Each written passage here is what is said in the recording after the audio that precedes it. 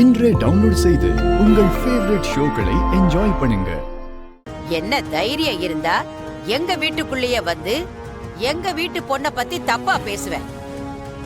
உனக்கு அவ்வளவுதான் மரியாதை. முதல்ல வீட்டை விட்டு வெளியில போடா ராஸ்கல்.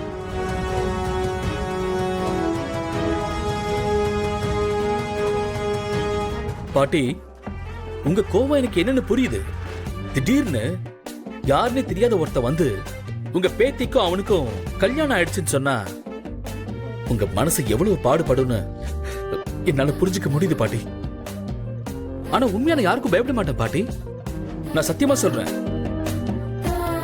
நானும் மித்ரா வந்து லவ் பண்ணோம். எங்களுக்குள்ள ரெஜிஸ்டர் மேரேஜ் கூட ஆயிடுச்சு.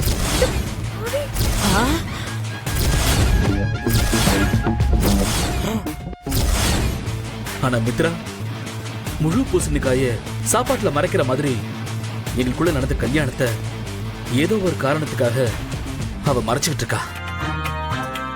ஆக்சுவலா எனக்கு இந்த விஷயமே மித்ரா வேற ஒருத்தர் கல்யாணம் பண்ணிக்க ரெஜிஸ்டர் ஆபீஸ் போனப்பதான் தெரிஞ்சது.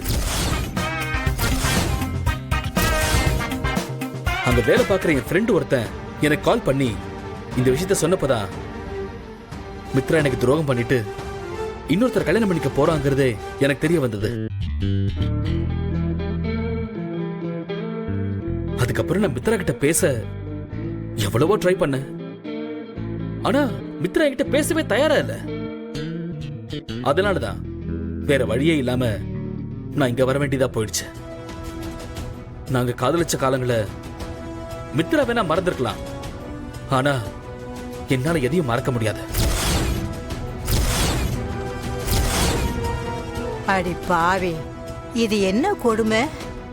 இவளுக்கு பின்னாடி ஏகப்பட்ட கதையெல்லாம் இருக்கும் போல இருக்கு. மித்ரா, அவன் என்னென்னமோ பேசிக்கிட்டு இருக்கான். நீ என்னடானா புடிச்சு வச்ச புள்ளையார் மாதிரி எதுவும் பேசாம அப்படியே நின்னுகிட்டு இருக்க. இவன் சொல்றதெல்லாம் உண்மையா? இவன் யாருன்னு உனக்கு தெரியுமா? ஐயோ பாட்டி, சத்தியமா இவன் யாருன்னு எனக்கு தெரியாது. நானே இவன் பேசுறத கேட்டு ஷாக் ஆகி என்ன பேசுறதுனே தெரியாம வாயடைச்சு போய் நிக்கிறேன். இவன் வாய திறந்தாலே பொய். இவனை இதுக்கு முன்னாடி நான் பார்த்தது கூட கிடையாது. எப்படி மித்ரா, எப்படி உன்னால இப்படி எல்லாம் பேச முடியுது? என்ன பார்த்தா யாருன்னு தெரியலன்னு சொல்ற? தப்பு மித்ரா, இது கொஞ்சம் கூட சரியில்லை. பாத்துக்கோ,